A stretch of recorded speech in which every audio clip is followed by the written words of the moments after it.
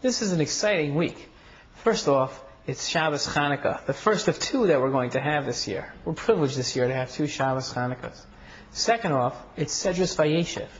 This Dvar Vayeshev is well known to all of us. It's the story of Yosef and how he got along with his father and his brothers.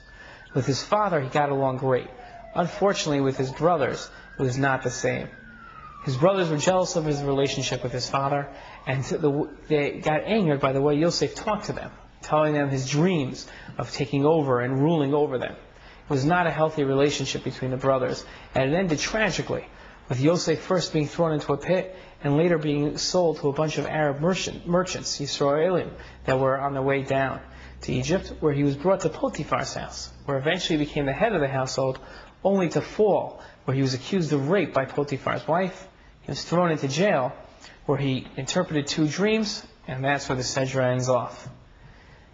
It's an exciting Sedra, and I really got to tell you, this Shabbos Chanukah, there can't be anything better than opening up a Chumash and becoming really familiar with the intricate points and details of this story. This Shabbos, take out your Chumash and do that.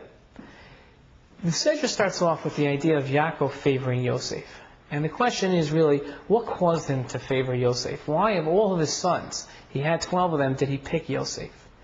Rashi offers up two explanations on the pasuk. The pasuk that explains why he favored him said, because Yosef was a ben zekunim, literally a child of Yaakov's old age.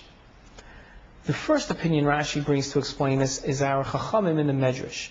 And the Medrash explains the pasuk literally, that Yosef was born to Yaakov later in life. We'll explain why this caused him to favor him in a minute. The second opinion he quotes is that of Onkelos. Onkelos, the famous translator, explains that Yaakov favored Yosef because he had transmitted all of his Torah knowledge, all of Yaakov's Torah knowledge, he chose Yosef to transmit to. Now, we could view these as differing opinions, but I'd like to take a different approach. I think the sages in the Medrash, what they're explaining is that Yaakov favored Yosef because he was born to him later in life. The idea being that Yosef was a child of Yaakov's maturity. Yaakov, with all of his experience now as a parent, was not going to make the same mistakes he might have made with his older children. Here he was able to take a step back and understand how to raise this child in a better way than his other sons. Because of that, it's possible he put more effort into them. Into Yosef. That caused jealousy on the part of the brothers, seeing how much time he was spending with only one of his children as opposed to the others. Onkelos, on the other hand, comes along and describes all the Torah knowledge that Yaakov taught Yosef. I'd like to say that the two opinions aren't arguing. What the sages are saying, by saying that Yaakov was taking a more experienced approach to Yosef and putting more effort, was explaining why he favored Yosef.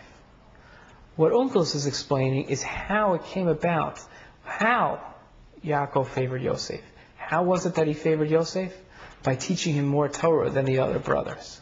Again, the two opinions aren't arguing, they're complementing each other. One explaining how Yaakov favored, and one explaining why. There are many lessons that we can learn from this Sedra.